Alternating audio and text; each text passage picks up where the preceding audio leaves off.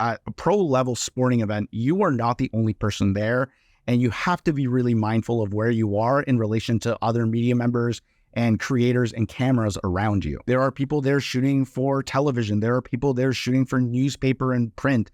There are people there shooting for Gettys. So, you know, by the time we're all on the ice, there's probably like, I'm going to say like 30 camera people shooting video, shooting photos. So like, you really want to be mindful of whose way you're in. You don't get to run the show. You are sharing the floor, the ice, whatever you're on, with several other people. So just be mindful of the people around you. What's going on, guys? Juan here. Welcome back to the channel. And as always, very excited to be sitting with you guys to talk about more sports creative content. If you guys are new here, if you guys aren't familiar with me, my name is Juan. I'm a 26-year-old. My 26th birthday was recently. I'm a 26-year-old sports content creator now living in Toronto, Ontario, and I work in the sports creative industry full time. And I make these videos in order to help you guys on your own sport creative journeys. Okay, so it's been pretty much roughly about a month now since I shot the 2023 Stanley Cup Finals, and I figured it was about time to share and talk about my experience there, especially because I actually didn't make this video last year. I was incredibly burnt out and I just kind of let it fade into the background, and the idea of doing a recap video or a talking video about the experience kind of left my mind, but I wanted to make it a priority for this year. In hindsight, I'm actually glad I took this month to decompress and actually reflect on all of it before sitting down and talking about it, because I'm not gonna lie, even this year, getting home, I was so burnt out, I was so tired. I feel like, you know, after a month of travel and work and very little sleep, it's really hard to sit down and talk about it right away. So I'm glad I did take that time to reflect and just prepare myself to share that experience with you guys now here on my channel. And actually during this month of like reflection and decompression away from an event like that, I actually was thinking a lot of how to present this to you guys and how to talk to you guys about this topic, because I could make like 10 different videos on the gear I use, the actual process of working the event, the day-to-day, but instead I figured I should take the opportunity to take your questions specifically instead of just mindlessly rambling on for 10 minutes on a topic someone might not want to know anything about. I want to know exactly what you guys want to hear from me. So I put out an ask on Instagram, and a lot of you came through with some fantastic questions. And some of the questions were so great that they actually cover a lot of the topics that I would have made a video for anyways. So I'm killing several birds with one stone here and making this video. So thank you guys so much for asking questions. If I didn't get to your question in this video, I apologize. There were a lot of them, but I am really here just to tell you guys, you know, exactly the insight that you guys are looking for when it comes to working an event like the Stanley Cup Final. Also, if you guys see me looking down at this part of the screen sometimes, I'm just reading the questions. I actually got an iPad recently and I've been holding off on this for a while. This is totally unrelated to the topic, but this has actually been a really useful tool really quickly for me as a creator. And maybe in the future, I'll make a video as to why I use this and how it fits in my workflow. But if I'm looking here, I'm just looking at the questions, honestly. So the first question is, what were your main deliverables / focus when shooting the Stanley Cup Final? And this question comes from Strawn Davey. Also, if I mispronounce anyone's handles, I'm so sorry, but I'll be sure to write it down here on the screen somewhere for you guys to see. Thank you for asking your question. I'm going to talk about the focuses first and then the deliverables, because sequentially it makes more sense to explain it in that order. So my focus and kind of responsibility when I was shooting the Stanley Cup Final was capturing game action from start to finish. And I think that's pretty self-explanatory. I would capture arrivals, I would capture warm-ups, I would shoot, you know, mostly video for the most part. I did shoot some photo, but my main responsibility was video. But I would shoot game action, capturing goals, assists, big hits, you know, anything that I could capture while the game was going on. I would be on the glass, I would be in the 300s, and that was my main responsibility during the games itself. And the deliverables kind of reflected my main responsibilities. So, you know, when we were doing arrivals, after we shot that and captured the guys coming into the arena, I would go back to my laptop and I would edit like a 15 to 30 second reel of the guys coming in their suits. And then during the game, as things happened, as I captured goals or assists or whatever, I would go then and edit that, put it into like a 4x5 or a 9x16, and then send that off to our social team to get posted on Twitter, Instagram, etc., etc. There were also deliverables I had to create ahead of, you know, the following games. So for example, we would finish shooting a game, I would go back to my hotel, dump all my footage, pull selects, and the next day spend it editing, creating a hype video for the next game using the footage I captured on site. Those were my main deliverables, and my main responsibilities was shooting the game, creating content in-game and delivering that to our social team, and then producing these kind of like pre-packaged hype videos using the footage I shot the previous night in order to tee up the next game. And the next question is from Nick Marinak, and I actually answered this already on my TikTok because this was probably one of the more interesting questions that I didn't think of, was how much player interaction do you get when you're at events like this? So to be honest with you, I don't really get that much player interaction at all when I'm at these events. Yes, you get to be in close proximity to them, you get to capture them doing their thing, but at the end of the day, I have to maintain a level of like professionalism. I'm there to do my job and capture and create content for the NHL. They're doing their job playing hockey for a living and trying to capture the Stanley Cup. And, you know, when you're in that situation, you don't really want to bother them. You kind of want to hang out in the background and not really like be in their way or bother them when they're practicing or training or whatever. So it really is in my best interest just to hang out in the background and not really bug them while they're doing their thing, and treating them like normal people is usually the best way to go. Also, I'm a complete stranger with a camera to them, so I don't want to put them in a scenario where they might complain and ask me to leave or ask me to get removed. I'm better off just capturing the moment as is and not really drawing too much attention to myself, because that's also beneficial to the way I capture content. There are exceptions to this, obviously. I get to be in the locker room for the Stanley Cup celebration. I get to shoot them partying, and obviously the energy is a lot more different. They're not as serious, they're not as stoic. They're obviously having a few drinks, having a good time, celebrating because they just accomplished what they've always wanted to do, which was win the Stanley Cup. So it's a little bit easier in those scenarios to kind of be like, hey, can you pose for a photo? Or hey, can you say something to the camera? And in those cases, it's pretty cool to interact with them. But then again, it's still me doing my job. So the player interaction I get is pretty minimal. I'm not there to like shake hands and like dap them up. I'm there to capture them doing their thing and celebrating. And it's a really cool privilege that I'll never take for granted, but it's always something on the top of my mind, is just being a chill guy and being someone that they're comfortable to be around, especially because I don't get to shoot them a lot. So I'm a complete stranger, like I said. So not much player interaction, but it is still cool to see them in person, see them in action, and also get to capture those memories for them, because that's something they'll remember for a long time, was the videos and the pictures that we got to capture of the celebration of the Golden Knights capturing the Stanley Cup. Next question from Sydney. What was your favorite shot? I could probably give you 10 different shots that I love, but like if I had to pick one, there's one specific one that comes to mind. And there's this one shot of Jack Eichel giving Jonathan Marchessault the cup, and then he lifts it up. And just the low angle I was at, and he's kind of lifting it up, you see his name, and then he's kind of rotating, and I rotate with him. It just came out so nicely, and it looks like something out of a video game, truly. Like, it looks so surreal. The fact that I captured that shot is still crazy to me. The way the light is kind of glinting off the cup, and it's that downward angle, and you can just see him lift it up. Just the one shot that really comes to mind. I have another similar one with Jack Eichel, which is actually probably a little cooler. Similar concept. I'm like right in front of him, shooting up towards him. He's facing me. He lifts the cup up and then turns around. Both like just aesthetically pretty shots, I think, that I got mostly probably because of the light coming in from the stadium, and the way it just kind of the energy in the clips is very like triumphant and epic. And those are probably my two favorite shots that come to mind that I captured while at the final this year. Kid Tarantino asks, are you going in with a shot list, or are you shooting everything you see as it happens? I'm really glad you asked that. That's a great question, because my perspective changed from last year's final, which was my first one, like I said, and this year's final, because I already kind of know what to expect after shooting one. Last year, I went in blind. It was my first Stanley Cup final. I didn't really know the lay of the land. I didn't know all the rules and the restrictions that come with a major event like this. This year, I knew exactly where I could go, where I couldn't go, where I would get the best looks for certain situations. So I still went in with a run and gun mentality. I still went in with the idea of I'll capture stuff as it happens, because with sports, it's very much like a documentary style of shooting. You can't predict what's going to happen. There are so many variables that you can't think ahead of time. So for the most part, I'm shooting things as they happen, but I knew exactly where to put myself in the best scenarios and what would look good based off my experience last year. So it was kind of a mix of both. I would just shoot things as they happened, but I had certain things in mind that I knew I wanted to capture. Particularly those two shots of Marchessault and Eichel that I just mentioned, I got very similar looking shots from last year, where I got a shot of Gabriel Landeskog lifting the cup. And I knew, obviously, after seeing that, how great it looked. It's probably one of my favorite shots ever. I knew I wanted to replicate that style of shot. So when it came to Marchessault and Eichel, I knew exactly where I had to be. I knew exactly the angle and the lens I had to use to kind of get a similar looking image. So it was a mix of knowing what I wanted to do, but also just going with the flow. The next question, how difficult is it to get the shot with so many other media members around from ADODS Media? Thank you for asking this. I might make a whole different video on this topic entirely, because there's a lot that goes into something like this. I'm going to assume that some of my viewers, most of my viewers, are people still learning and picking this up and doing this at early levels. So you might be doing this anywhere from like youth sports to high school to maybe university and college.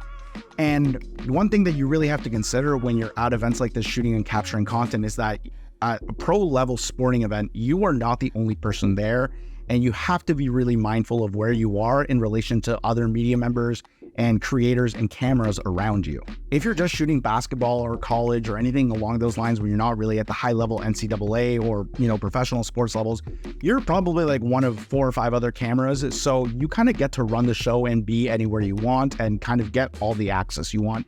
And this is just from my experience when I was in university shooting for TMU Bowl of Ryerson Rams. I was like one of 3 videographers, so I kind of got to go anywhere and I didn't really have to worry about getting anyone shot way too much. This instantly changes when you get to a professional level league and to a major championship event like this. There are a lot of other people, and it's not just like creatives. It's not just team staff. Like, there are people there shooting for television. There are people there shooting for newspaper and print. There are people there shooting for Gettys. So, by the time we're all on the ice, there's probably I'm going to say 30 camera people. And that doesn't include television, for example. That's 30 cameras shooting video, shooting photos. So you really want to be mindful of whose way you're in. One rule we have is during the cup handoff, there's one specific camera you can't get in front of. So you really do need to be mindful of how many people you're kind of around and whose shot you might be blocking. But generally, I think at this point, everyone that I've worked with and I've met and I've shot next to has been pretty respectful. No one's kind of nudged me or blocked me out of my way. So I think for me, I kind of wait for the right moment to take my step in and get the shot. It was a lot easier after the cup was awarded and we were all allowed on the ice and we were roaming. There were a lot of people around. But for example, the Jonathan Marchessault and Eichel shots, I was one of 3 photographers in that little area getting that shot. But when the cup was getting handed around, when they were skating around with it, I really tried to make sure no one was behind me. And if I was next to someone that I wasn't getting in their shot, if you're ever in this situation and you're next to a lot of people, just let them know, hey, if you need me to get at your shot, just give me a poke. Tell me something and I can do it. But just keep that in mind when you're eventually at a high level event. You don't get to run the show. You are sharing the floor, the ice, whatever you're on with several other people. So just be mindful of the people around you. And when it's your turn, people will typically be pretty respectful and let you get what you need to get. The next question, how do you stay within the moment while getting the shot? When I'm shooting the game, my main objective is just to capture highlights. I'm shooting sports. I've done it probably over 100 times at this point in my career. So I kind of know the mindset I need to get in. I'm not watching the game. I'm capturing it. I'm doing my job. So that kind of helps me stay in the moment. When I'm on the ice, capturing the celebration, when I'm capturing them lifting the cup, it's obviously a little harder because the experience is so cool. I definitely found myself last year being much more in awe. I didn't miss any shots, but I definitely was in my own head. I can't believe I'm doing this. Oh my God, oh my God. This year, it was just kind of easier to ground myself because I've already been there. I've already done it. It is really cool. It is such an amazing experience, something that I'll never forget. Every single time I've been on the ice for that twice now, it's been etched into my mind and I could vividly replay it every time. But I think the thing that keeps me grounded is knowing that I'm there to do my job. I'm there to capture content. And honestly, at the end of the day, watching over the content, I'm so much more thankful I stayed in the moment because I was able to capture something beautiful, something very meaningful and historic in a sense. So you just stay in the moment by remembering why you're there. I also will say it is nice just to take a step back and just realize where you are. I've mentioned this in previous videos, but one thing I like to do is just take a step back, look around, soak in where I am, and then get right back into it because it is really cool and a privilege to be there. So don't be afraid of doing that, but just staying in the moment, remember why you're there, and always remember that if you want to just relive that, you can just watch the footage you got. I do that all the time, and I probably will do that for the rest of my life. Gresco Photos asks, what were your thoughts and feelings leading into an event like this? That's an interesting question. My feelings ahead of it, it's kind of funny. I'm not an athlete, but I get the same feeling to when I played sports, and it's kind of ahead of the game. You're nervous, you're a little antsy, you're really thinking about what you can do to be your best that night. And in my case, it's just making sure I know my objectives, I know my deliverables, I know the shots I want to get. And it's I do feel a little nervous, but I also feel incredibly grateful and blessed to do this at the same time. That's kind of something I keep reminding myself the entire time I'm there, every time I'm shooting, is that I have the privilege to capture a historic sporting event and championship like the Stanley Cup final, something that not a lot of people get to do. So I'm a little nervous. I'm definitely excited, but I'm also very grateful. And I just remind myself about that throughout the whole event, even after it. So those are kind of the thoughts and the feelings that go through my head. But also for the most part, during the game, the celebrations, I'm just there to work and my mind just gets into work mode and I don't really have any feelings. I'm just like, they're doing it. And if I get a cool shot, I remind myself that in my mind and I keep going from there. CW Media with a really good question here. How do you try and stand out from all the other creatives and cameras around you trying to get the same shot? I'm going to give a shout out here to Tyson Hutchins, who runs creative strategy over at BYU Athletics. I saw one of his TikToks or his YouTube videos once, and it's like probably one of the best pieces of advice, and that is to get the shot that no one else is getting. And this kind of ties in with one of those previous questions about how do I work with other media around, and you can use it to your advantage, because if a bunch of people are here capturing one athlete and there's like 10 cameras all getting very similar looking shots, the best way to stand out is either find another angle of that shot or get something else entirely different. And I took that advice specifically when the players were on the ice with their families. After the cup is awarded and the players get a chance to skate around, their wives, parents, kids all get to come down on the ice and celebrate with them. And typically the camera people, whether it's, photographers, TV, etc., most of them follow wherever the cup goes or whatever player has the cup at the moment. So in order to not get the same shot, after I got, a few clips of the players lifting the cup, getting right up there and getting those cool shots that I showed you before, I then peeled away and looked for more kind of intimate, private moments that players were having with their families, whether it was hugging their girlfriend or crying with their parents or holding their kids. Those are the shots that I think that not a lot of people focus on, because everyone's there focusing on the cup, with all due respect and obvious reason, like it's the best shot you can get. But for me, the way I stood out, and I think the way I edited a video after the Stanley Cup final kind of showing the entire celebration, and I think some of my favorite shots in that video that really stand out are just like a few clips of players hugging their family members, having these kind of intimate, emotional moments because they just achieved everything they wanted to do. Those moments to me, I think, stand out a lot more than the dozens of Stanley Cup lifting clips that you'll see and photos that you'll see in the coming days. So the best advice for that is just look for the shot that no one else is getting, because you might get actually something more meaningful or more cool than all the other identical photos and videos that people are taking at the same spot. Final question here from J Wills 2020. What is your advice for someone who wants to get into shooting NHL content? I'm going to take your question and apply it to a broader spectrum. I'm going to take it and answer, what is my advice for someone who wants to shoot professional sports content, period. This is something I say all the time, and I just wanted to take this opportunity to say it again.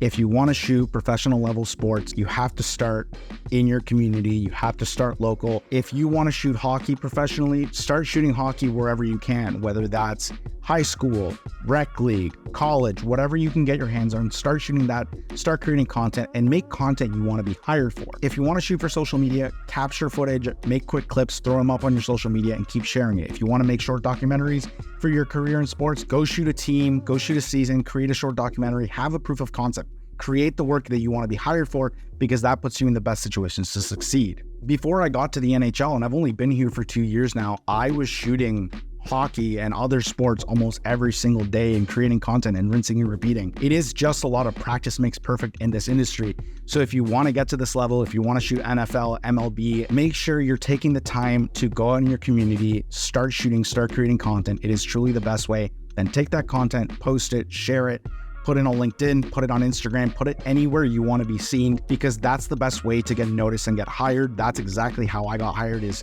through a social media situation where someone saw my content. There was an application, I sent mine in, they've seen my work, and then here I am working 2 years later shooting the Stanley Cup final. It sounds super easy, it's gonna take a while, but if you really want it, you'll find a way to get in here. Just make sure you're putting in the work and creating the content that you want to be hired for. And that does it for my Stanley Cup final Q&A. If you guys asked a question, thank you so much. Whether I got to it or not, believe me, every single question submitted was appreciated, because it shows that you guys want to see more of this content from me. You guys want insights and you guys want me to continue doing this. So thank you so much. If you guys have been around for a while, thank you guys for watching. If you're new here and you enjoyed this video, consider leaving a like, consider, subscribing if you want to see more of this. I really do have so much fun making these videos, and the subscribes and the likes just help my channel grow. If you guys have any questions about what it's like to shoot professional sports, anything you want to see in future videos, please let me know down in the comments below. I'm happy to engage and make videos on what you guys want to see from me. And that is it from me today. So I will catch you guys in the next video.